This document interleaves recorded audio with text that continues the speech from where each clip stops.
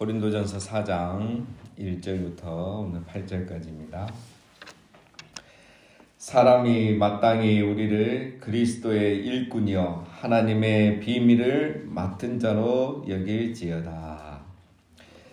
자, 고린도전서는 바울이 고린도 교회에 보낸 4개의 편지 중에 두 번째 편지라고 했죠. 그리고 이제 남아있는 편지 중에는 첫 번째 편지가 되는 거고. 자, 그러면 여기서 사람이 하면 이 사람은 누구를 말하겠습니까? 고린도 교회 성도들. 그래서 그 상황에서 우리가 이 본문을 항상 읽어야 됩니다. 자, 고린도 교회 성도들을 말하는 거죠. 마땅히 우리를, 그러면 이 우리는 누구겠습니까? 바울이 편지를 썼는데 우리라고 합니다. 나를이라고 하지 않고, 고린도 교회는 그 교회의 교인들이 이렇게 분열되어 있다 그랬죠. 바울파, 아볼로파, 그리스도파. 여기서 우리를 이 말을 한 거는 바울과 아볼로를 말하고 더 넓게 포함하면 이제 사역자들을 말하겠죠. 우리가 이제 3장을 토요일, 일요일, 주일 이렇게 해서 안 하고 이렇게 넘어왔는데 이제 3장에 이제 나온 내용이 그거예요. 왜 너희가 바울파, 아볼로파, 그리스도파로 나눠져 있느냐? 나는 물을 줬고 누구는 심었고 이렇게 해서 자라게 하시는 하나님이시다. 이런 얘기들이 나오죠. 그 말씀에 이어서입니다. 그래서 우리라 이 말은 바울과 아볼로 등 사역자들을 말하는 거죠. 자, 우리를 그리스도 일꾼이요 하나님의 비밀을 맡은 자로 여길지어다. 자, 바울이 이제 권면하고자 하는 내용이 나오죠. 바울과 아볼로, 우리 그 사역자들을 어떻게 봐달라는 거죠? 첫 번째가 그리스도의 일꾼입니다. 우리를 그리스도의 일꾼으로 봐달라. 자, 그리스도의 일꾼입니다. 교회의 일꾼이 아니죠. 그리스도의 일꾼.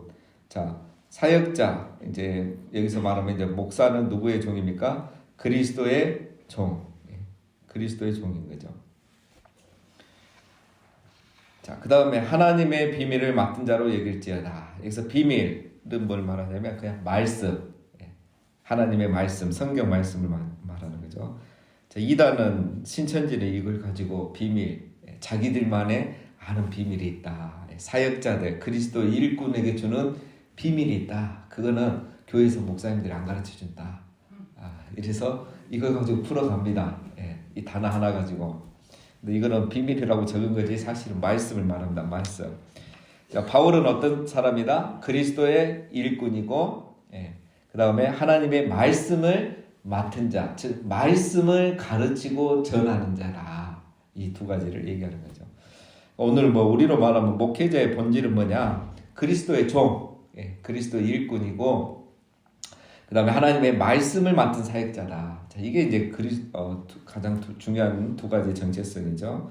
자, 그러면 이제 1절 말씀을 볼 때 바울이 왜 이런 말을 하는가? 다 알고 있는 내용이잖아요. 다 알고 있는 내용인데 왜 바울이 굳이 이런 말을 하는가? 그 1절에 이제 우리 한글 성경에는 생략이 되어 있습니다. 이처럼 이란 단어가 생략이 되어 있어요. 후토스 해가지고 이 말이 생략이 되어 있는데 앞에서 이제 왜 바울파, 아볼로파, 그리스도파 나눠져 있느냐 이러면서 하고자 하는 말이 뭡니까? 야, 바울이든 아볼로든 누구든 다 뭐일 뿐이다? 그리스도의 일꾼일 뿐이다. 그리스도의 종일 뿐이다. 무슨 아볼로파, 바울파가 어딨냐. 다 종인데. 이런 얘기죠. 그 다음에 무슨 아볼로파, 바울파가 어딨냐. 다 둘 다 하나님의 말씀을 맡아서 가르치는 이 책임을 맡은 자일 뿐이다. 이거죠. 신천지처럼 대단한 존재가 아니고 말씀을 전하고 가르치라는 부르심을 받은 존재일 뿐이다. 어떻게 바울파가 있고 아볼파가 있을 수 있느냐. 라면서 지금 그 말을 하고 있는 겁니다. 자, 그 다음에 2절. 그리고 맡은 자들에게 구할 것은 충성이니라. 자, 맡은 자, 여기서 1절에 그리스도의 하나님의 비밀을 맡은 자, 하나님 말씀을 맡은 자죠. 그러니까 이 설교자, 목회자들, 우리에게는 뭐가 필요하다? 충성. 사역자는 그리스도의 일꾼이고 하나님의 말씀을 맡은 자인데 이 사역자에게 요구되는 것은 충성이다.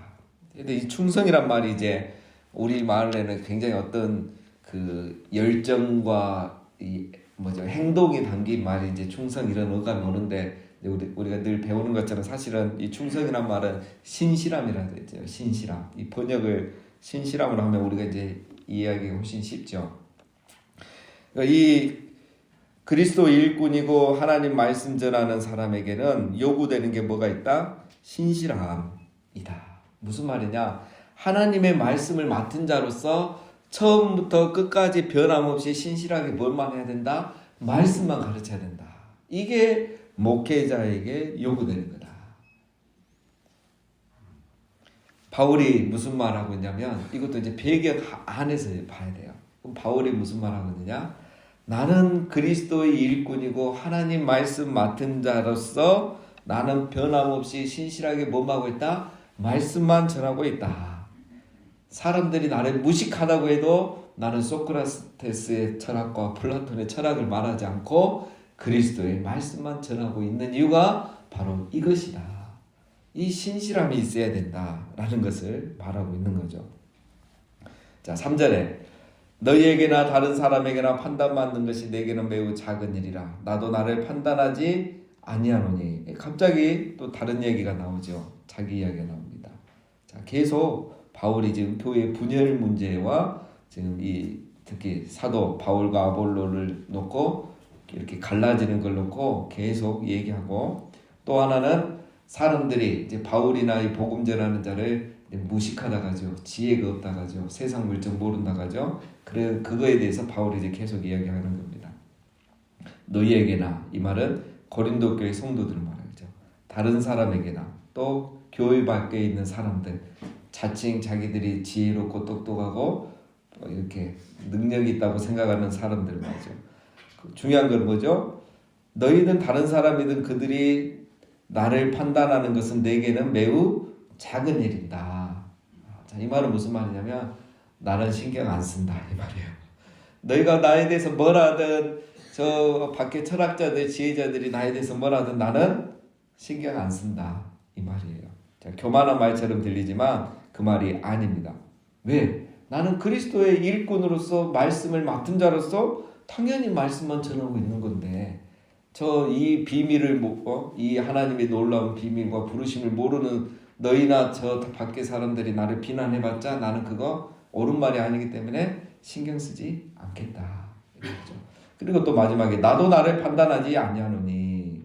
나도 이걸 해야 되냐 말아야 되냐 옳고 그름을 판단하지 않는다. 왜? 하나님 말씀을 맡은 일꾼으로서 나는 해야 할 일을 하는 거지 내가 나를 판단할 수 없다. 이러면서 또 이제 계속 나옵니다. 4절에 내가 자책을 아무것도 깨닫지 못하나 이로 말미암아 의롭다 함을 얻지 못하노라. 다만 나를 심판하실 이는 주시니라.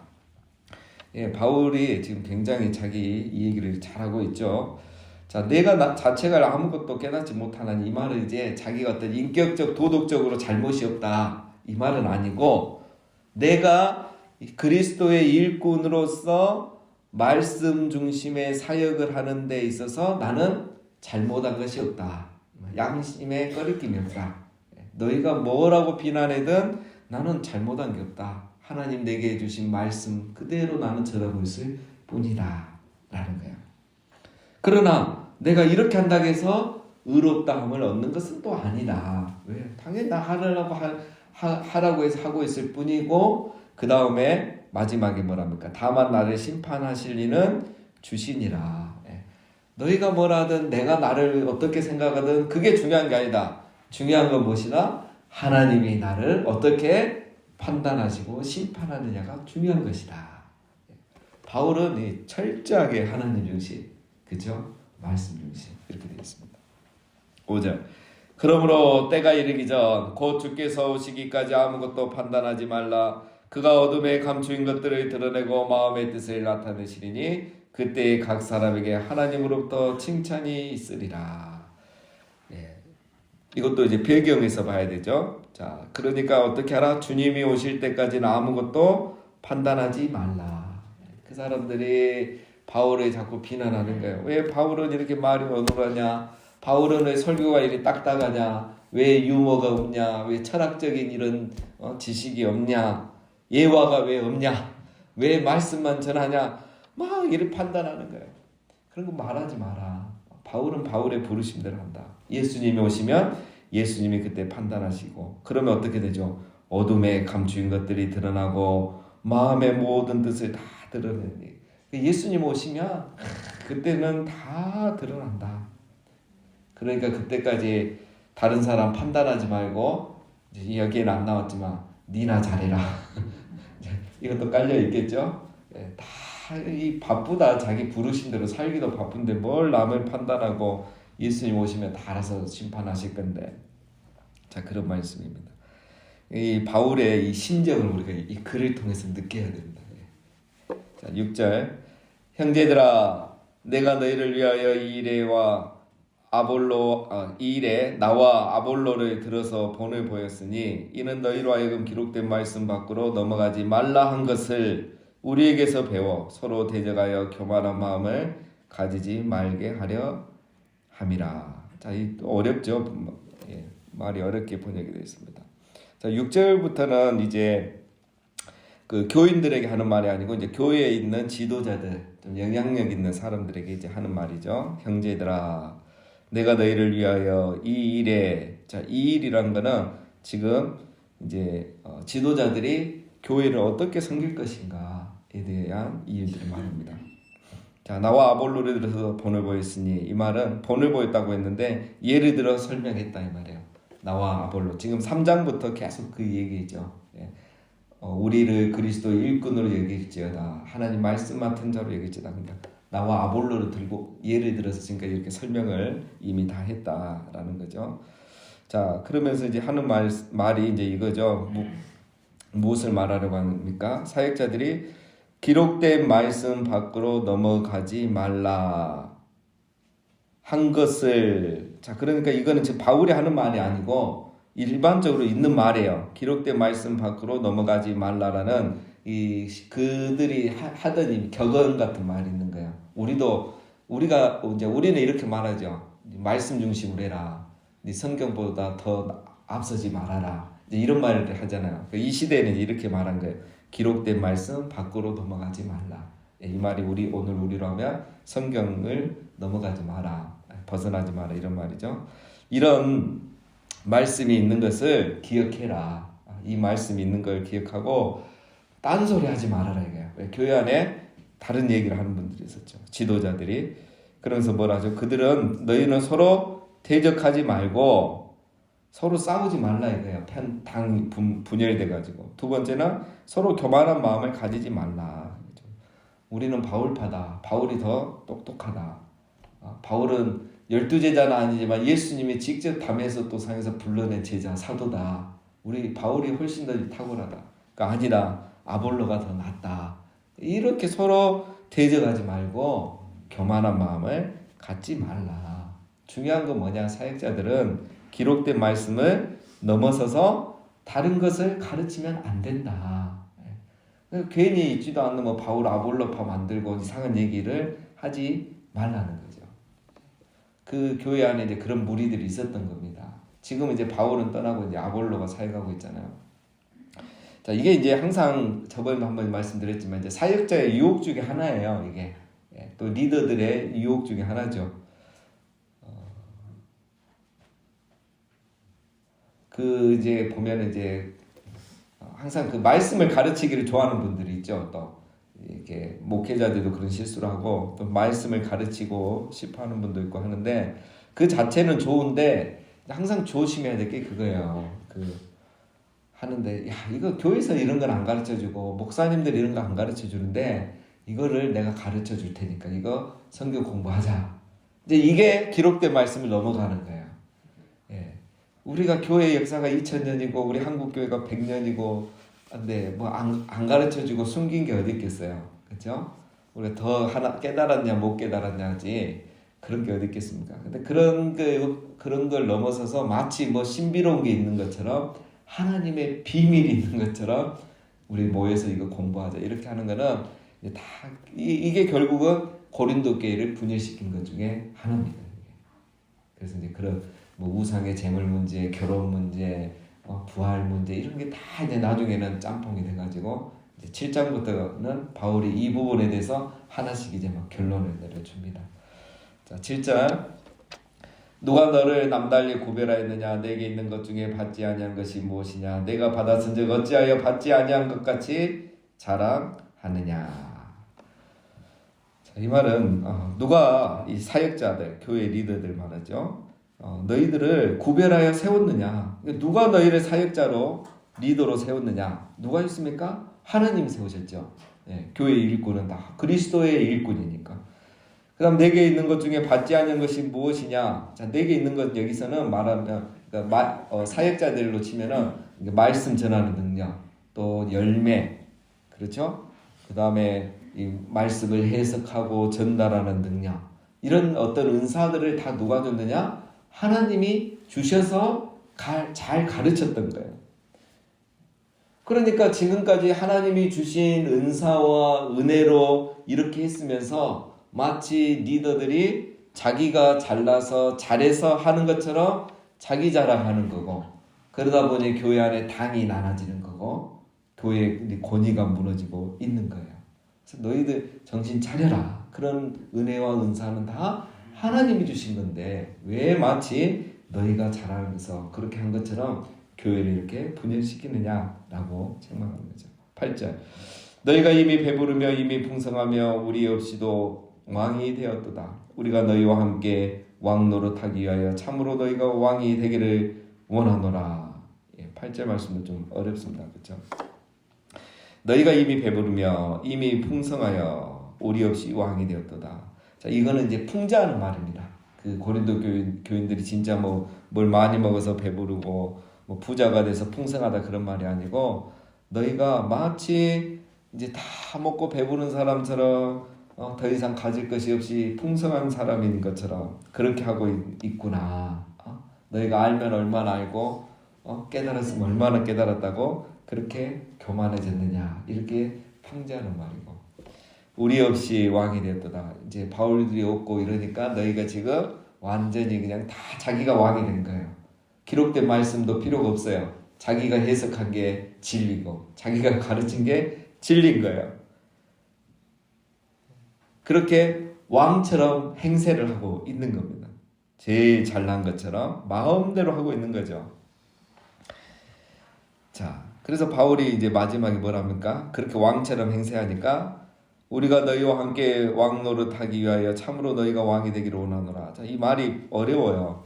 그래서 표준 세번역 성경을 보면 이렇게 번역을 잘 해놨습니다. 여러분이 진정 왕처럼 되었으면 좋겠습니다. 그렇게라도 하여 우리도 여러분과 함께 왕 노릇하게 되면 좋겠습니다. 완전히 이거 비꼬는 말이죠. 제발 너희가 왕이 좀 되라. 왕처럼 좀 해라. 그래서 우리도 더불어 좀 왕 노릇 좀 해보자. 이 말은 너희는 아직 한참 멀었다 이거죠. 아직도 멀었다. 이렇게 왕처럼 하지도 정말 이렇게 영향력이 있고 정말 바르게 하지도 않으면서 교만해지고 대적하여서 이렇게 왕의 행세만 하고 있는 너희들을 보니까 답답하다. 이러면서 이제 그 교회 안에 어떤 지도자들, 영향력 있는 리더들을 향해서 이렇게 책망을 하고 있는 겁니다. 자, 이제 고린도전서는 이렇게 서신서기 때문에 이제 고린도 교회를 향해서 주는 말씀입니다. 자, 그래서 우리와 약간 이런 상황의 차이들이 있습니다. 자, 오늘 이제 정리하면은 이제 우리도 이제 다 어떤 자세가 필요하느냐, 오늘 바울이 1절에 말한 것처럼 우리는 다 그리스도의 일꾼이라는 그 사명자 의식이 필요할 줄 믿습니다. 우리는 그리스도의 일꾼이다. 그리스도의 일꾼이라는 이런 자세가 필요합니다. 그래서 내가 왕이 되려고 해도 안 되고, 내가 사람들에게 존경과 대우를 받아서 왕처럼 높임받고 또 왕처럼 행세하려고 해서도 안 되는 거예요. 또 누군가를 그렇게 만들어도 안 되는 거예요. 목회자든 우리 중직자든 누군가든 어떤 한 사람을 왕처럼 절대적으로 이렇게 만들면 안 돼요. 교회는 오직 그리스도가 머리시고 우리는 그의 지체입니다. 몸입니다. 우리는 그리스도의 일꾼일 뿐인 거예요. 근데 이걸 모르니까 이 고린도 교회 교인들이 바울을 하나님처럼, 아볼로를 하나님처럼, 또 지도자들이 자기가 마치 왕인 것처럼 다인 것처럼 이렇게 하고 있으니까 교회가 분열되는 겁니다. 우리는 모두가 다 그리스도의 일꾼이다. 예. 누군가의 왕이 아닙니다. 일꾼이 나를 알아주지 않아서 섭섭하다. 이거는 일꾼이 아니에요. 섭섭해하면 일꾼이 아닌 겁니다. 일꾼은 나를 일꾼으로 사용해 준 것만 생각해도 감사하는 사람이 일꾼이에요. 야, 내가 이 교회 안에서 이런 봉사를 할 수 있다는 것 자체, 내가 여기에 부름받고 쓰임받았다는 그 자체만으로 감사가 넘친 사람이 그리스도의 일꾼인 겁니다. 그래서 그리스도 일꾼에게 필요한 것 마지막 두 번째는 뭐죠? 맡은 자들에게 구할 것은 충성, 즉 신실함이니라. 일꾼은 감사함으로 일하고 자기가 왕이 되려고 해서는 안 되고, 감사는 그 마음이 뭘로 나타나야 되느냐? 신실함으로 나타나야 돼요. 신실함. 그러니까 한번 내가 그 맡은 자리는 계속 맡는 게 신실함이고 충성이에요. 근데 이제 우리는 자꾸 바뀌죠. 다른 데 가고 싶고 더 나은 데 가고 싶고, 그게 이제 유혹이죠. 일꾼들에게는. 그러나 신실함이 필요한 겁니다. 언제 내가 그러면 어떻게 움직여야 되느냐? 그것은 주님이 다시 부르실 때까지예요. 다시 나에게 어떤 사명을 주고 일을 주고 일터를 주시고, 그 부르실 때까지 그 자리를 끝까지 지키고 거기서 내가 할 일을 하는 것, 그게 신실함입니다. 그러면 나머지는 다 누가 하시냐? 하나님이 하시는 거예요. 하나님이 다 하시는 거예요. 왜? 나만 일꾼으로 부르신 게 아니라 다 어디니 불러놓으셨거든요. 그래서 하나님 다 인사조정 하시면서 하나님이 다 알아서 하십니다. 우리에게 필요한 것은 내가 그리스도의 일꾼이라는 자세. 그래서 나는 일꾼으로서 내 있는 그 부르신 자리에서 신실하게, 가정이면 가정에서 부모로서, 또 직장에서 그 자리에서, 그리고 교회에서 내가 봉사하는 그곳에서 힘들고 어려운 일이 있더라도, 또 하기 싫을 때가 있더라도 주님이 다시 부르실 때까지 신실하게 그 자리를 지키는 게 그리스도인의 일꾼인 줄로 믿습니다. 우리 모두가 그리스도 일꾼으로서 맡은 자에게 구할 것은 충성이라고 했는데, 신실하게 우리 사명 잘 감당하는 우리 모두 되시기를 주님의 이름으로 축원드립니다.